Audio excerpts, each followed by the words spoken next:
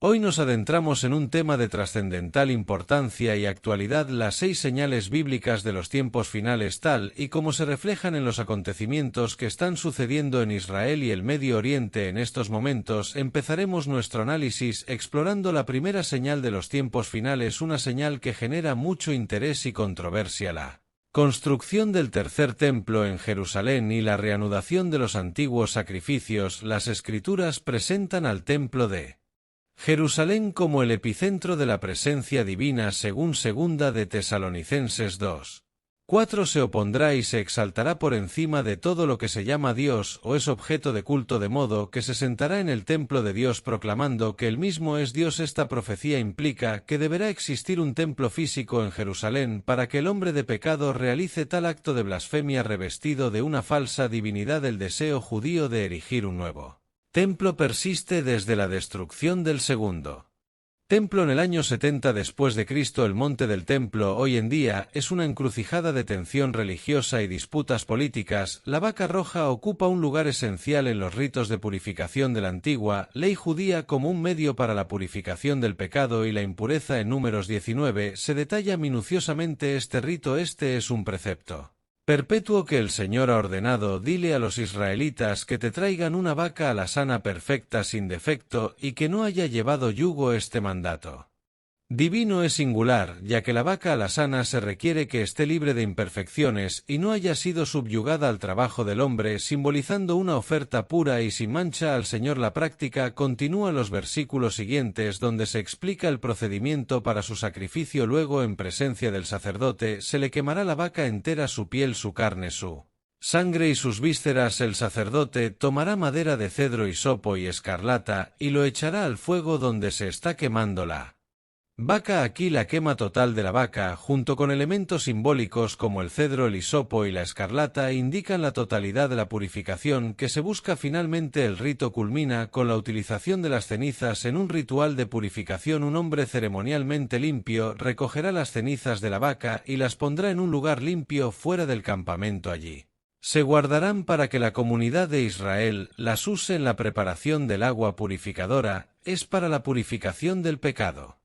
Importancia de la vaca roja trasciende su sacrificio físico, representando la necesidad de limpieza y santificación en preparación para el servicio divino, lo que incluye la eventual construcción y dedicación del templo, eventos que muchos creyentes asocian con la profecía y la venida mesiánica, mientras organizaciones oficiales han empezado a crear artefactos y a detallar planes para edificar el tercer templo. Se está realizando una crianza de vacas rojas en la búsqueda de ese ejemplar perfecto que marcaría un paso decisivo hacia este monumental objetivo. No obstante, las consecuencias de emprender semejante proyecto son enormes dada la pluralidad de creencias en Jerusalén y el conflicto sobre la posesión del monte del templo. En el entorno político contemporáneo, la edificación de un nuevo templo podría exacerbar tensiones tanto a nivel regional como mundial, ya que actualmente en lugares llamados Monte de las Mezquitas, y pertenece oficialmente a Jordania, un país musulmán. La sensibilidad de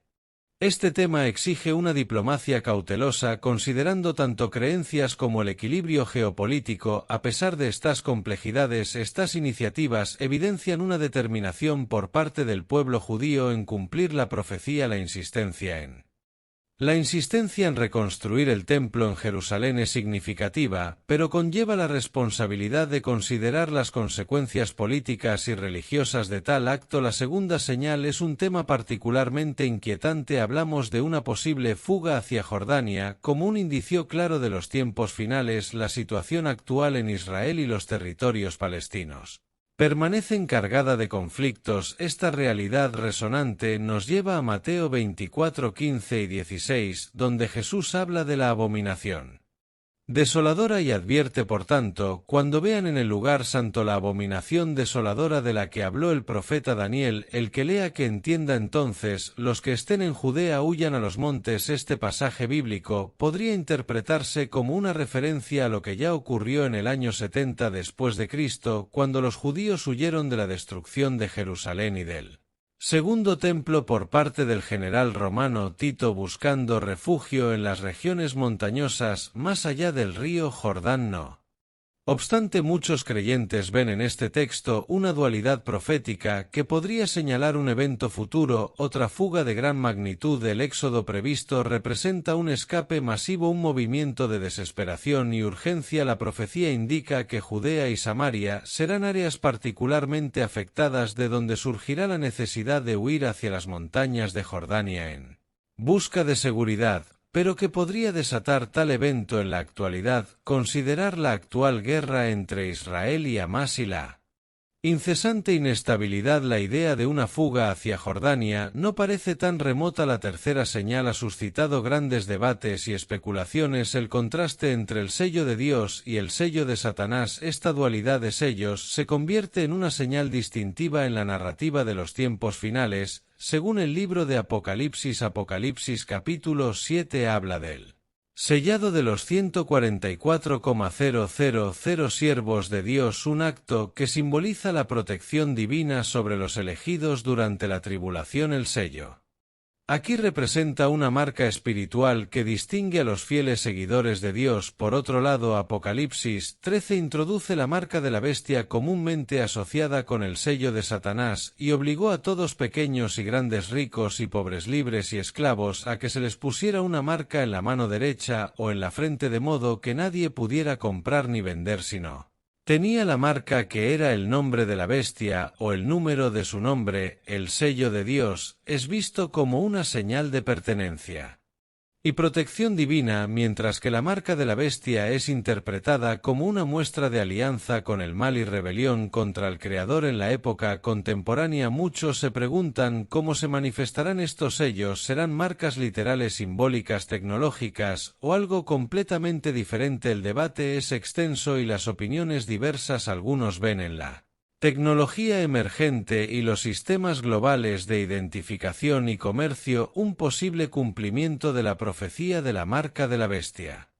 Otros alegan que las marcas son más bien representaciones espirituales de la fe y la obediencia a Dios, o en su contraparte de la sumisión a los sistemas mundanos opuestos a los valores divinos. La reflexión acerca del sello de Dios y el sello de Satanás nos desafía a elegir sabiamente a quién serviremos y cómo viviremos nuestra fe a medida que los días avanzan hacia él cumplimiento de todas las cosas según las Escrituras. Por otro lado, encontramos en la cuarta señal algo que puede parecer disonante con los tiempos de guerra que vivimos en la actualidad. Hablamos de las recientes conversaciones de paz en esta región, tan castigada por el conflicto durante más de medio siglo. La hostilidad y la desconfianza han marcado las relaciones entre Israel y las naciones árabes vecinas, pero ha comenzado esto a cambiar hace tan solo unos años. En 2017 la administración del presidente Trump inició diálogos con 7 países de la región, diálogos que desembocaron en dramáticos cambios políticos. La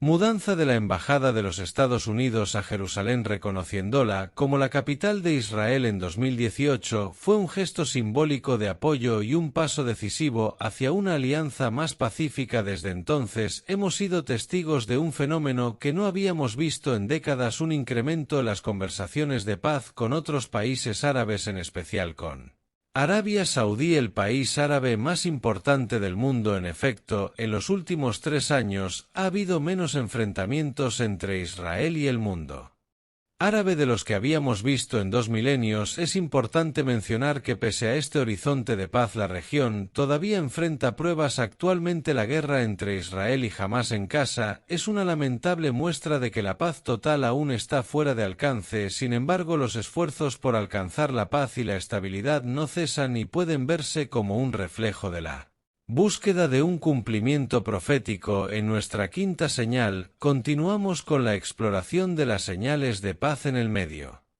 Y es que es imperativo hablar sobre los acuerdos. Estos acuerdos, firmados en 2020 bajo la administración del presidente Donald Trump, marcaron un giro histórico en la diplomacia de la región. En ellos, Israel, los Emiratos Árabes Unidos por Sudán y Marruecos establecieron la normalización de relaciones, un paso audaz hacia un futuro de cooperación y estabilidad. Según el relato de Génesis, Abraham es el patriarca tanto de los judíos como de los árabes, y su invocado en estos tratados simboliza una Reconciliación entre hermanos separados por un conflicto milenario. A nivel práctico, el resultado de los acuerdos abrahámicos ha sido sorprendente y activas conjuntas en comercio, seguridad, tecnología y turismo florecieron rápidamente tras la firma, sugiriendo que la cooperación puede ser fructífera aún entre antiguos adversarios. Este acuerdo ha sido criticado por no abordar directamente el conflicto palestino-israelí. El libro de Isaías habla de un tiempo en que la espada se convertirá en reja de arado, una metáfora que evoca la transformación del conflicto en cooperación. Claramente estamos presenciando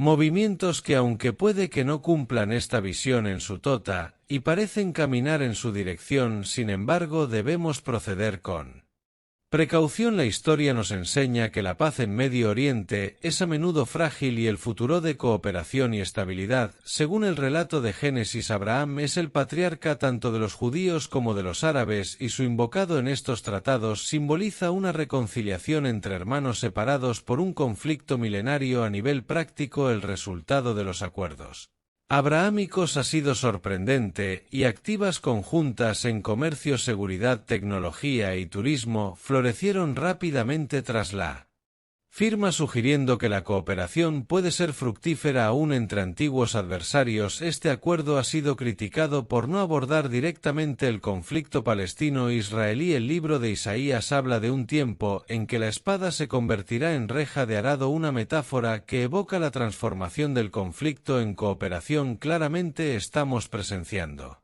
movimientos que, aunque puede que no cumplan esta visión en su tota, y parecen caminar en su dirección, sin embargo debemos proceder con precaución. La historia nos enseña que la paz en Medio Oriente es a menudo frágil y el futuro incierto. Estos acuerdos, aunque alentadores, no garantizan el fin de los tiempos de convulsión a corto plazo. Y para finalizar tenemos la sexta y última señal, el denominado Plan de Paz y Prosperidad. Este plan, bautizado como el Acuerdo del Siglo, fue presentado también por el expresidente de los Estados Unidos, Donald Trump, en 2020, propuso una visión para la resolución del conflicto israelí-palestino, abordando cuestiones políticas, económicas y territoriales. Sin embargo, tres grandes religiones, el judaísmo, el islam y el cristianismo, Jerusalén emerge en los diálogos proféticos como un escenario clave en la consumación de la historia bíblica. La propuesta del plan de paz, que incluye medidas económicas y de infraestructura, busca allanar el camino hacia un futuro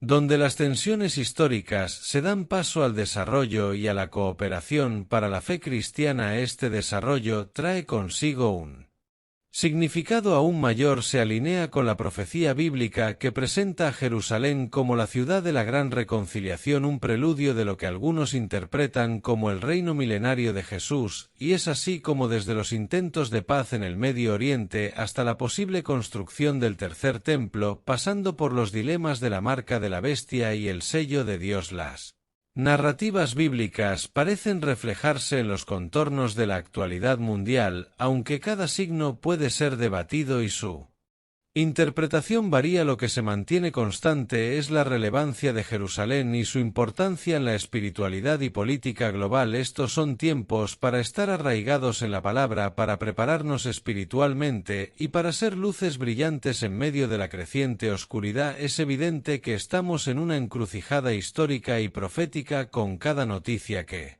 emerge del Medio Oriente, estamos viendo las páginas de la Biblia cobrar vida ante nuestro, y mientras observamos estos eventos desplegándose, la pregunta que resuena es imperativa: ¿estamos preparados para el cumplimiento de las profecías de los tiempos finales?